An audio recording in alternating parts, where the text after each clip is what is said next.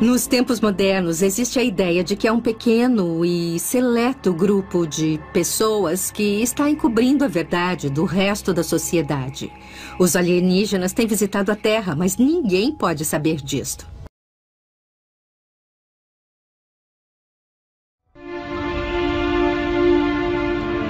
Cidade do Vaticano, 2 de abril de 2005. Morre o Papa João Paulo II, encerrando um longo papado de 26 anos. Seu corpo foi quimicamente preservado e transportado à Basílica de São Pedro para exposição pública. Em uma cerimônia vista por milhões de pessoas, o cardeal Joseph Ratzinger disse que a alma de seu amado pontífice foi levada à glória eterna do céu. E seu corpo foi enterrado em uma grande tumba embaixo da basílica. Vimos que todos os cuidados foram tomados para preservar o corpo do Papa João Paulo. A ideia é de que a morte é só o início de sua jornada. Muitos funerais modernos que acontecem na Europa ou nos Estados Unidos, muitas das ideias iniciais têm suas raízes no Egito Antigo. No Egito Antigo, os corpos eram mumificados e colocados em sarcófagos semelhantes a seres humanos. Isso é feito até hoje em muitas tradições religiosas, incluindo a Igreja Católica Romana. Uma das maiores descobertas no estudo das múmias egípcias, e outras também, é que o DNA fica preservado por milhares e milhares de anos pelo processo de mumificação. Isso torna possível clonar múmias antigas e, nesse sentido, trazê-las de volta à vida. Será possível que, planejado para acontecer no futuro e a partir de um corpo bem mumificado, os antigos extraterrestres soubessem que um clone desse corpo poderia renascer após muitos anos? E será possível que, com a estrutura do DNA e todas as informações que contém, o corpo voltasse à vida com a lembrança do que a pessoa viveu, do que ela foi e com o que sabia quando morreu? Esse pode ser o propósito. Isso está aí para ser usado no futuro, que ainda não chegou, mas com a tecnologia que estamos rapidamente adquirindo. Quando os extraterrestres ensinaram a arte da mumificação, teriam consciência ou teriam em mente que em 5.000 anos de evolução, a ciência médica avançaria a ponto de conseguir extrair o DNA das múmias? Talvez isso seja parte do propósito da mumificação, criar uma espécie de cápsula do tempo.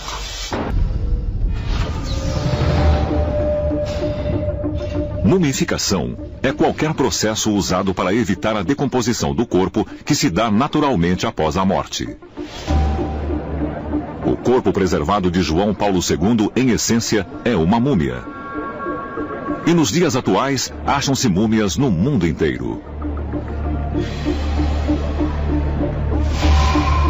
Quando o revolucionário comunista Vladimir Lenin morreu em 1924, cientistas russos preservaram seu corpo removendo seus órgãos internos, que foram substituídos por um sistema secreto que estimulava o movimento de fluidos corpóreos.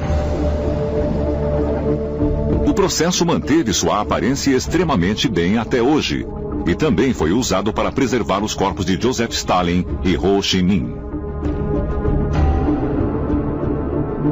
O ditador norte-coreano Kim Jong-il, o presidente Ferdinand Marcos das Filipinas e o chinês Mao Tse-tung também estão preservados e em excelentes condições.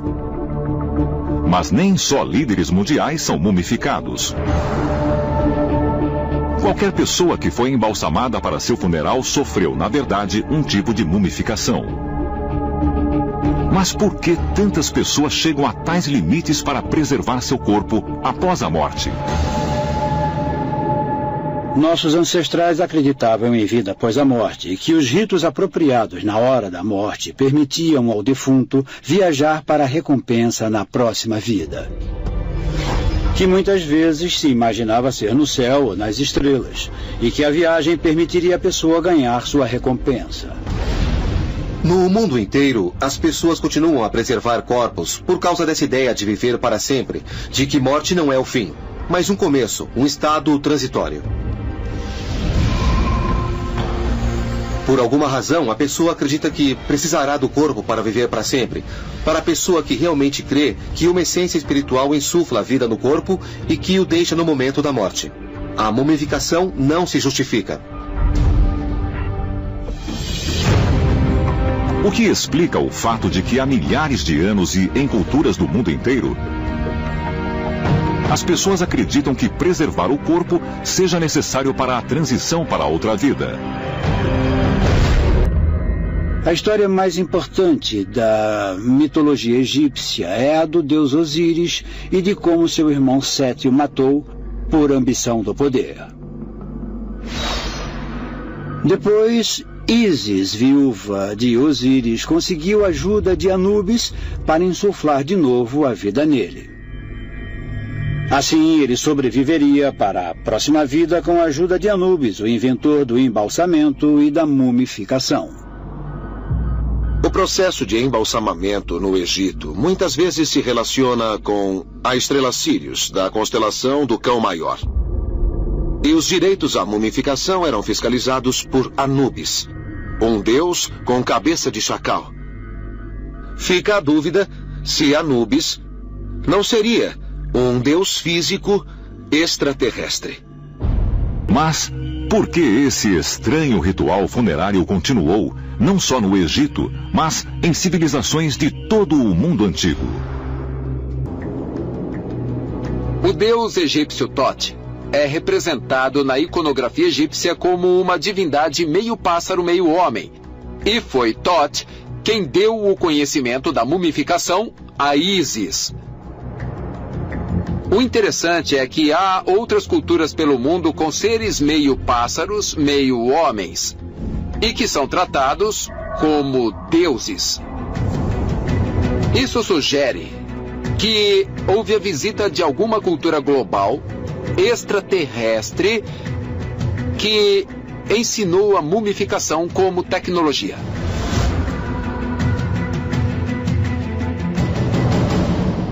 A ideia é que achavam que não estavam morrendo. Percebiam isso como um estado de animação suspensa. Para eles não era morte, também não era vida, era algo entre os dois. Precisavam do corpo preservado para entrar na outra dimensão da realidade e continuar a vida, apesar de não ser uma vida como a entendemos. Eles não precisavam renascer. O corpo, em certo sentido, é mesmo imortal. Tentavam imitar esses seres espiritualmente elevados. Quando você vê a vida de Siddhartha Gautama, o Buda, ele parece alguém que chamaríamos hoje de criança das estrelas. Parte humana, parte extraterrestre.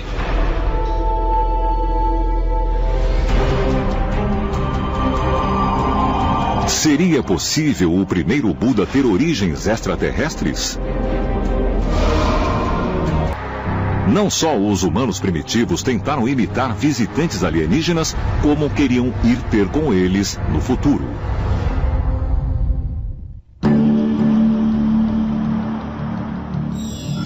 Juárez, México, 2008.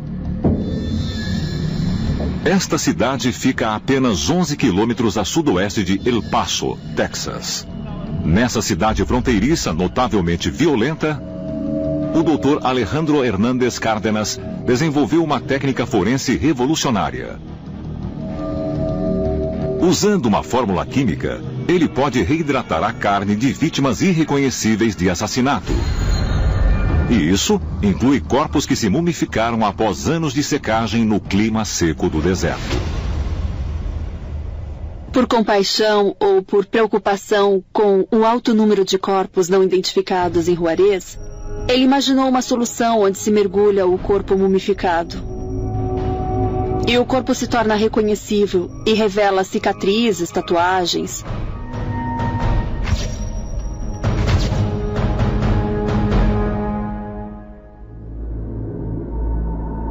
Um corpo naturalmente mumificado é posto em um tanque que o Dr. Cárdenas chama de jacuzzi, com 225 litros de sua fórmula secreta.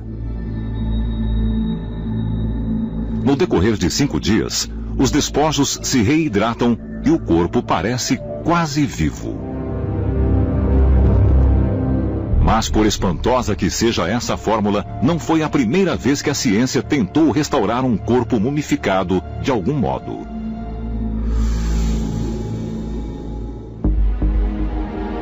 Em 1968, Robert Connolly, um pesquisador da Universidade de Liverpool, tentou virtualmente regenerar o sangue de um corpo totalmente mumificado.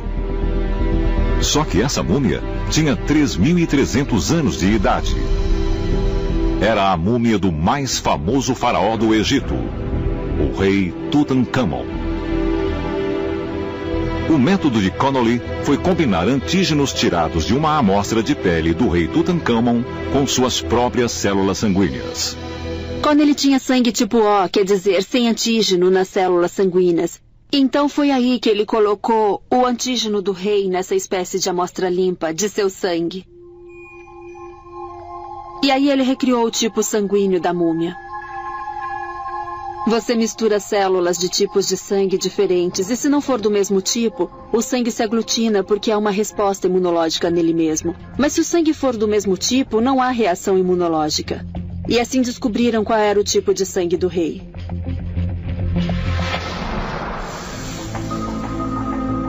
Desde o experimento de Connolly, os cientistas avançaram e descobriram o que acreditam ser o DNA do rei Tutankhamon. Seria o próximo passo uma ressurreição de verdade? Seria a preservação do corpo não só uma tentativa ritual de imitar visitantes alienígenas, mas uma forma de animação suspensa? E se for assim, como podem ter previsto nossos grandes avanços científicos há milhares de anos?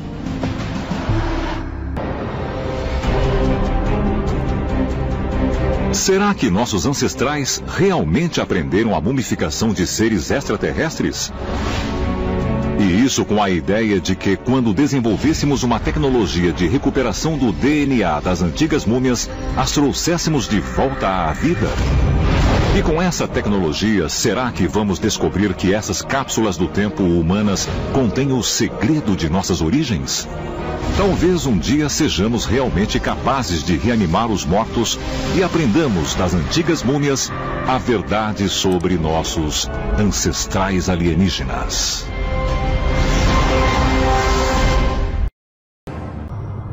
Estamos vivendo em um mundo em que até o governo e as autoridades policiais dizerem que aconteceu, afirmarem na televisão, rádio e na imprensa, o fato acaba não acontecendo. Porque eles sabem como controlar a mídia. Parece haver um esforço combinado para realmente encobrir evidências de que os alienígenas têm visitado e interagido com humanos por milhares de anos.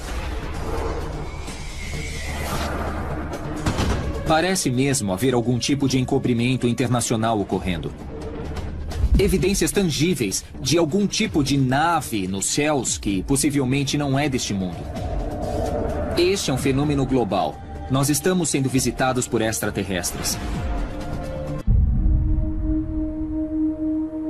O astrônomo-chefe do Observatório do Vaticano, Padre Gabriel Funès, reconheceu a possibilidade de haver vida em outros planetas. Eles basicamente disseram que a crença em vida planetária fora da Terra não nega a crença que as pessoas têm em Deus. Bom, 500 anos atrás, se o Vaticano dissesse uma coisa dessas, eles não teriam queimado na fogueira. Eles parecem abertos à pergunta: e se houver vida em outros planetas? É certamente uma questão interessante para um cristão com abordagem científica e desafia a crença de quanto se atribui a Deus.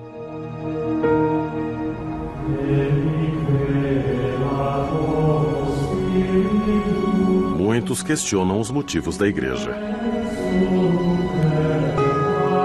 Por quê? Depois de séculos acreditando no homem como a suprema criação de Deus e a única vida inteligente no universo, o Vaticano fez um anúncio que poderia virar a cristandade de ponta cabeça. Será que sabem algo que não sabemos? Isso é uma coisa que é completamente nova na história da Igreja. Quer dizer, não só abordar a questão extraterrestre, mas também dizer que tudo bem. Essa é uma grande mudança de opinião. Uma grande mudança no status quo. Mas, ao mesmo tempo, isso muda a religião ou a crença em Deus? Nem um pouco. Algumas pessoas dizem a Igreja Católica deve saber alguma coisa. Talvez queiram sair na frente do jogo aqui. Por outro lado, pode ser que sejam inteligentes e só queiram cobrir todas as possibilidades, caso haja algum grande anúncio ou descoberta de vida alienígena. Porque não se engane, se for anunciada a descoberta de vida alienígena, as pessoas vão procurar os líderes religiosos em busca de orientação sobre o assunto. Os cristãos, judeus, muçulmanos e hindus.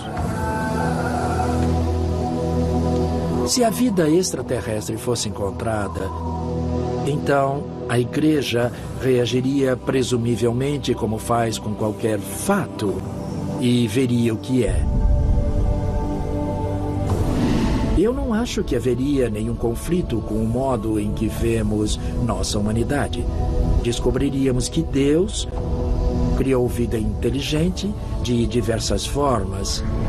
E eu acho que aprenderíamos com isso que não poderíamos restringir Deus a nenhum modo de criar vida inteligente. A ideia de que a vida inteligente existe em outros pontos do universo tem sido debatida por líderes religiosos, historiadores e cientistas. Mas não há consenso sobre como isso afetaria a espiritualidade humana ou as instituições religiosas. O que aconteceria com nossa interpretação do livro do Gênesis? Bom, o livro do Gênesis olha para o universo do ponto de vista da Terra. Vemos o Sol, vemos a Lua e vemos as estrelas. Então, perceber que a Terra é só um pequeno ponto azul claro neste universo imenso, acho que só expandiria nossa interpretação do Gênesis. Não creio que isso mudasse nenhum aspecto fundamental. É uma questão interessante para a cristandade, pois o cristianismo ensina que a salvação vem através de Jesus, que era um terrestre. Os cristãos sempre tiveram esse problema. Se houver alienígenas, eles não serão salvos? Isso não é problema para os judeus, nem budistas, nem hindus. Mas os cristãos têm um desafio específico, pela simples razão de que a cristandade é a única religião mundial que tem uma encarnação. Eles acreditam que Deus se encarnou na forma de Jesus Cristo para ser o Salvador. Quando se fala com os cristãos, eles dizem, bom, não existe um problema porque nós aceitamos Galileu, nós aceitamos Darwin, por que não podemos aceitar os ETs?